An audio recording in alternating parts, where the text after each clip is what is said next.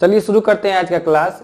ये class Bihar board class 8वीं के बच्चों के लिए है और ये इस क्लास का ये फर्स्ट क्लास है, पार्ट 1 है और इसमें हम लोग पढ़ेंगे परिमेय संख्याएं। आज जैसा कि आपको हम बता चुके हैं कि आपकी पढ़ाई भारती भवन के बुक से होगी, यही आपकी किताब है, आप इसको ले लीजिएगा।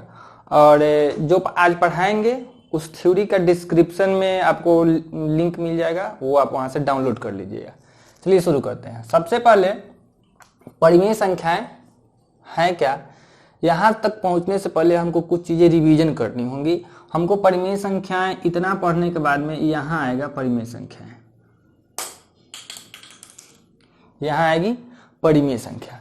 तो पहले शुरू करते हैं प्राकृत संख्या से। प्राकृत संख्या बहुत बच्चे जानते भी हैं, इसका इंग्लिश होता है नेचुरल नंबर।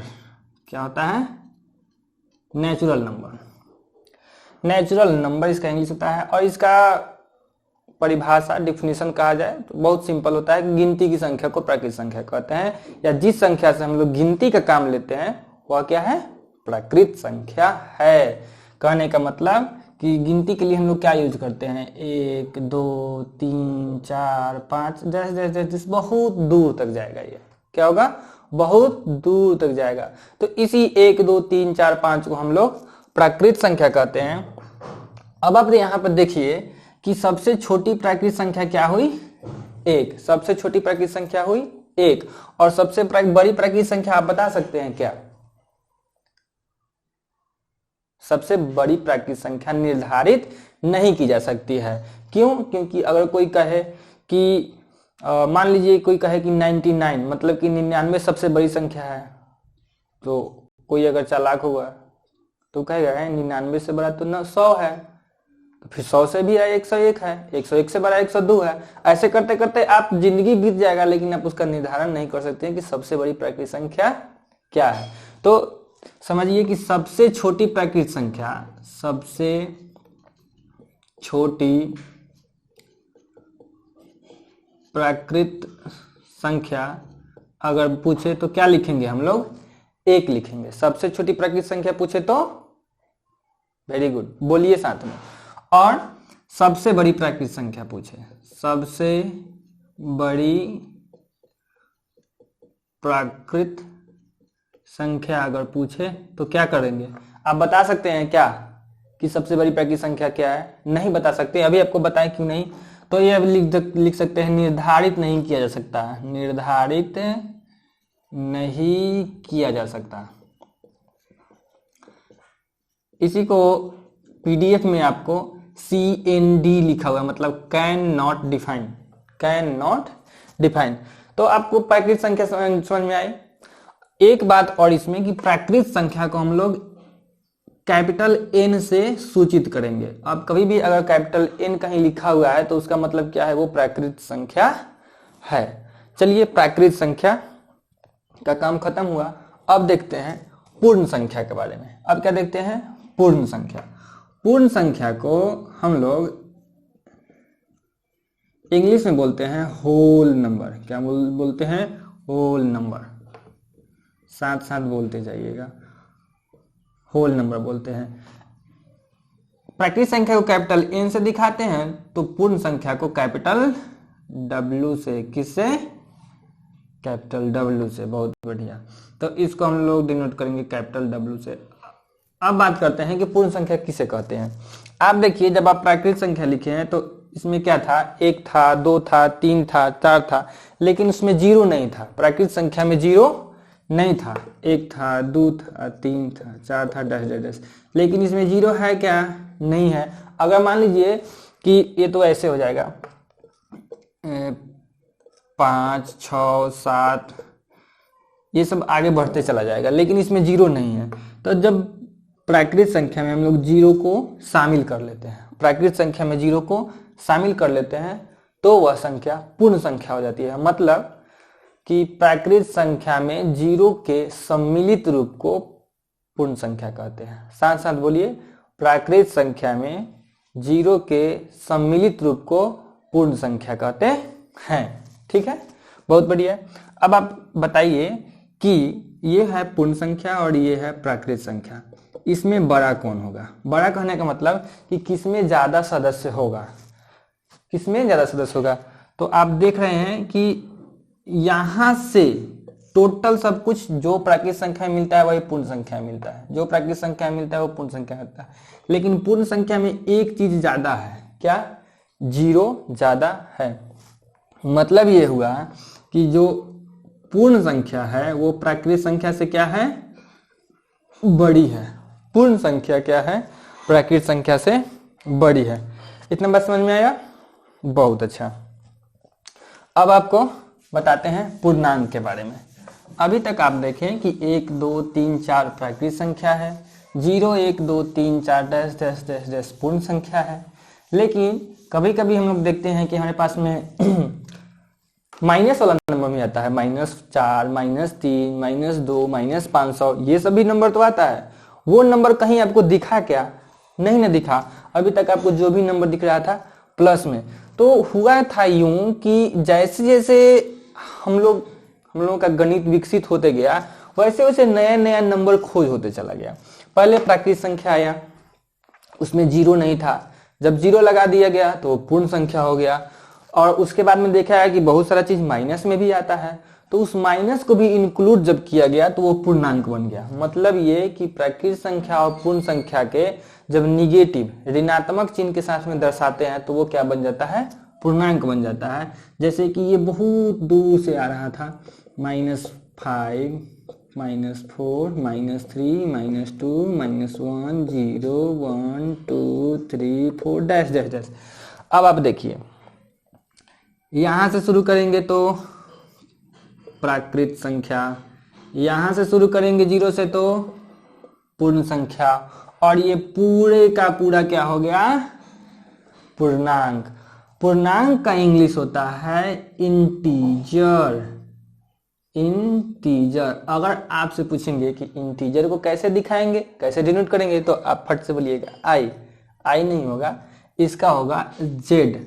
अब ये जेड कहां से आया, जेड कहां से आया, तो जेड एक शब्द है जिसका नाम है जाहलेन। क्या नाम है, जाहलेन। यह जर्मनी का शब्द है, ZAHLEN, जाहलेन, JAHLEN, जाहलेन। इसी जाहलेन का जर्मन, ये एक जर्मन वर्ड है। क्या है, जर्मन। जर्मन कहने का मतलब कि जर्मनी जो कंट्री है वहीं का एक वर्ड है जाहलेन। जाहलेन का मतलब होता है नंबर। जाहलेन का मतलब क्या होता है, नंबर।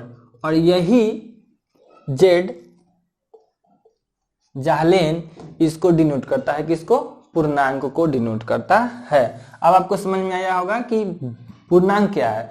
माइनस में भी हो प्लस में भी हो तो वह क्या हो जाएगा, पूर्णांक हो जाएगा। अब बताते हैं कि पूर्णांक में बड़ा कैसे डिसाइड करेंगे और छोटा कैसे डिसाइड करेंगे। देखिए हम आपसे पूछे कि -2 बड़ा है या -3 बड़ा है, -2 बड़ा है या -3 बड़ा है, तो आपको बता दें कि इसमें -2 बड़ा है। कौन बड़ा है, -2 बड़ा है। लेकिन यही अगर हम पूछते हैं कि 2 में और 3 में बड़ा कौन है, तो आप कहिएगा कि 3 बड़ा है। ये हुआ कैसे, इसको समझाते हैं। देखिए याद रखिएगा कि कोई भी नंबर का जो दाहिना तरफ वाला नंबर होता है, किसी भी नंबर के दाहिना माने राइट साइड वाला जो नंबर होता है वह बड़ा होता है। जैसे कि ये 3 था और 3 के इधर जाएंगे तो लेफ्ट जाएंगे और इधर आएंगे तो राइट आएंगे। ये बायां हुआ और ये दाहिना हुआ, तो 3 के दाहिने में है -2, इसलिए -2 क्या हो गया, बड़ा हुआ। एक एग्जाम्पल से समझिए कि आपके ऊपर 2 रुपया का कर्ज है, मतलब कि आप 2 रुपये माइनस में हैं, और मेरे ऊपर 3 रुपये का कर्ज है, मतलब हम 3 रुपये माइनस में हैं। तो हमसे बेटर स्थिति में आप हैं कि हम हैं, आप हैं, क्योंकि आपके ऊपर सिर्फ 2 रुपया का ही कर्ज है और मेरे ऊपर 3 रुपया का कर्ज है, मतलब कि आप हमसे क्या है, बड़े हैं। वही इसका भी था कि इसके पास -2 था, ये -3 था, तो क्या हुआ कि -2 वाला बड़ा हो गया और -3 वाला छोटा हो गया। अब इसमें देखते हैं, मेरे पास ₹2 है, आपके पास ₹3 है, तो बड़ा ज्यादा किसके पास में हुआ? ₹3 वाले के पास में हुआ, तो यही 3 क्या हो गया? बड़ा हो गया। एक चीज और समझिए यहीं पे कि जीरो से जो जितना दूर होगा, जीरो से जो जितना दूर होगा उतना ही छोटा होगा। देखिए ये 2 जीरो के इतना नजदीक था और 3 यहां था, तो 3 ज्यादा दूर हुआ, 2 कम दूर हुआ, इसलिए 3 छोटा हुआ और 2 बड़ा हुआ। फिर इधर भी अगर समझाएं कि 2 यहां है और 3 यहां है, तो 3 ज्यादा दूर है जीरो से कि 2 ज्यादा दूर है? साफ साफ दिख रहा है कि 3 ज्यादा दूर है, मतलब ये हुआ कि 3 बड़ा हुआ, 2 छोटा हुआ। चलिए अब आप पूर्णांक समझ गए हैं, अब आपको जल्दी से भिन्न समझा देते हैं। अब बात आई भिन्न की जरूरत क्यों हुई, भिन्न की जरूरत क्यों हुई। देखिए अभी तक जो नंबर आया पूर्णांक, पूर्णांक के बाद में आया भिन्न, भिन्न के बाद में आ गया, पहले आया प्राकृत संख्या, उसके बाद में पूर्ण संख्या और तब फिर आया भिन्न। भिन्न की जरूरत क्यों हुई? मान लीजिए कि आपके पास में एक रोटी है, क्या है? एक रोटी है, इसका आधा आप खा गए, इधर वाला खा गए, तो कितना बचा? कहिएगा आधा बचा। आधा को कैसे लिखेंगे? लिखने के लिए इसे आधा लिख देंगे, लेकिन अगर इसको, तो शब्द में हो गया, वर्ड में हो गया, इसको कहे अंक में कैसे लिखेगा? तो किसी चीज का आधा करने के लिए 1/2 लिखेंगे, 1/2 लिखेंगे। अब बताइए, अब आप प्राकृत संख्या पढ़े हैं, पूर्ण संख्या पढ़े हैं और पूर्णांक पढ़े हैं, कहीं भी आपको 1/2 दिखा है? नहीं दिखा है ना। तो ऐसा ही नंबर को डिनोट करने के लिए, सूचित करने के लिए, खोजने के लिए ये आया भिन्न। तो भिन्न क्या है कि किसी पूरे में से जितना खर्च हो गया, जितना किसी को दे दिए या फिर दूसरा कुछ काम कर दिए, वही उसका भिन्न होता है। जैसे कि एक रोटी का आधा खा गए, ये आधा खा गए, तो पूछ दें कि कितना भाग खा गए? 1/2, 2 भाग था, ये कितने भाग में बटा हुआ था? 2 भाग में बटा हुआ था, उसका 1 भाग हम क्या किए? खा गए, तो 2 भाग में से 1 भाग खा गए, तो ये हो गया खाया हुआ भाग। फिर पूछे कितना भाग बचा हुआ है? तो अभी देखिए 2 भाग था, उसमें से 1 भाग क्या है? बचा हुआ है। और एग्जांपल से समझिए, ये मान लीजिए कि ये एक वर्ग है, इस वर्ग को काट के 4 वर्ग बना दिए, इसमें कितना वर्ग बना दिए? 4 वर्ग बना दिए। अब हम क्या करते हैं कि इसको छायांकित कर देते हैं। पूछेंगे कि इसका कितना भाग छायांकित है, तो आप कहिएगा कि 4 था, उसमें से 1 छायांकित है, 1 को कलर किए हुए हैं। बात समझ में आया? अब पूछें अब कितना भाग छायांकित है, तो कितना कहिएगा? 4 था, उसमें से 2 कलर किया हुआ है। अब आप कहिएगा आधा तो रंगा गया, तो बिल्कुल रंगा गया, 2 एकम 2, 2 दूनी के 4, मतलब 1/2 आ गया कि नहीं? आधा रंगा गया। तो यही है भिन्न। अब भिन्न को आप देख रहे हैं कि बट्टा के रूप में लिख सकते हैं, तो किसी भी जब भिन्न को लिखते हैं तो a/b के फॉर्म में लिखा जाता है।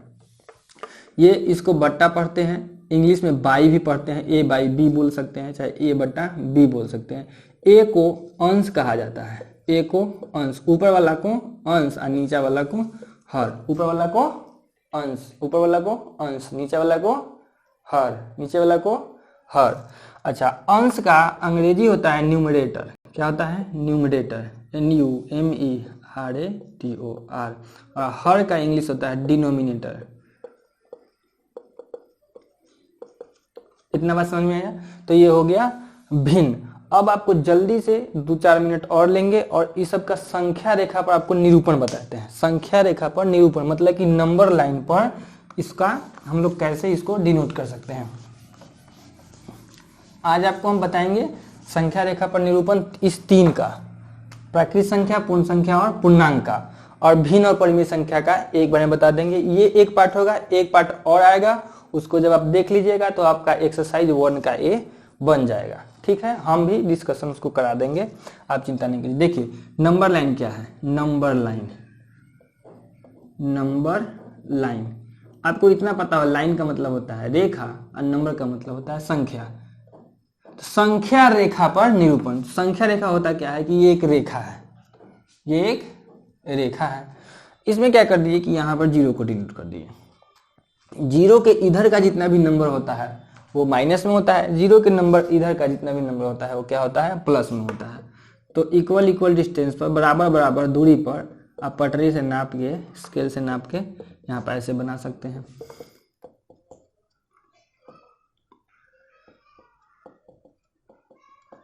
आपसे कहे कि संख्या रेखा पर -4 को डिनोट कीजिए। संख्या रेखा पर -4 को निरूपित करके, देखिए 0 और -4 यहाँ है, तो चलिए इधर से ABCD नाम लिख देते हैं। -4 को संख्या रेखा पर निरूपित करें, -4 को, तो आप देख सकते हैं कि यहाँ से लेके यहाँ तक का दूरी क्या है, -4 है। मतलब कि O से लेके D तक की दूरी OD बराबर हो गया -4। समझ में आया बात? तो आप किसी भी माइनस को संख्या को इस पर दिखा सकते हैं नंबर लाइन पर। तो ये हो गया पूर्णांक का निरूपण। वैसे ही पूर्ण संख्या और नेचुरल संख्या का हो जाएगा। अब 3 क्या है, पूर्ण संख्या भी है, प्राकृतिक संख्या भी है।